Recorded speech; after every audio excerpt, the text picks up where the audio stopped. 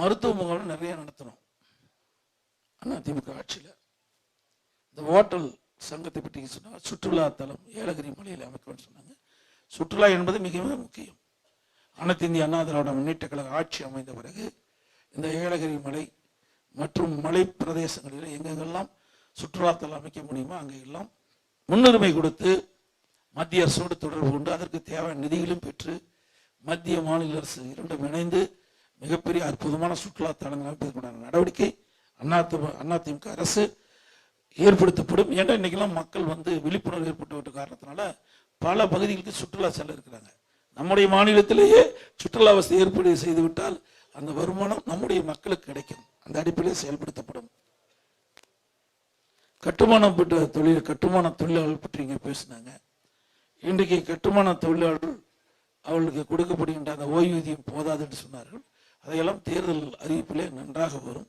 மகிழ்ச்சியாக இருக்கும் உங்களுக்கு.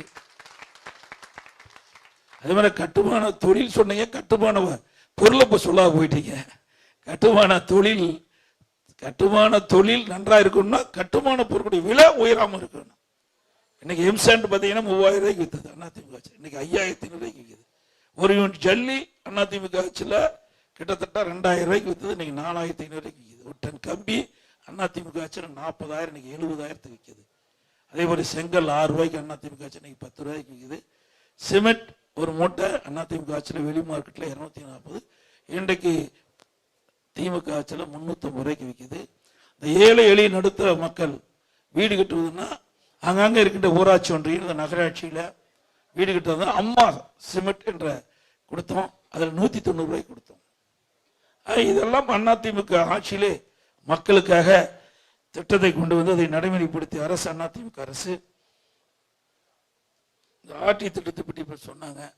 அதுவும் ஒரு முக்கியமான ஒரு பிரச்சனை தான். இதில் மத்திய அரசுக்கும் மாநில அரசுக்கும் இருக்கின்ற பிரச்சனையின் காரணமாக உங்களுக்கு கிடைக்க வேண்டிய நிதி தள்ளி போயிட்டே இருக்குது. மத்திய அரசு ஒரு இணக்கமான சூழ்நிலை ஏற்படுத்தி இவர்கள் பெற வேண்டும். அந்த மனப்பான்மை இவரிடத்தில் இல்லை என்றுதான் நான் கருதுகின்றேன். கேட்டால் எங்கள் மேலே பழி சுமத்துவாங்க. வெவ்வேறு விதமாக அதெல்லாம் இந்த இடத்துல அரசியல் பேசுவது பொருத்தமாக இருக்காது. அதை முறையாக அணுகி முறையாக பெற வேண்டும் என்பதுதான் எங்களுடைய கருத்து. இப்படி 32 சங்கங்களும் தங்களுடைய கருத்துக்களை எங்களுடைய கவனத்தை கொண்டு வந்திருக்கிறீங்க.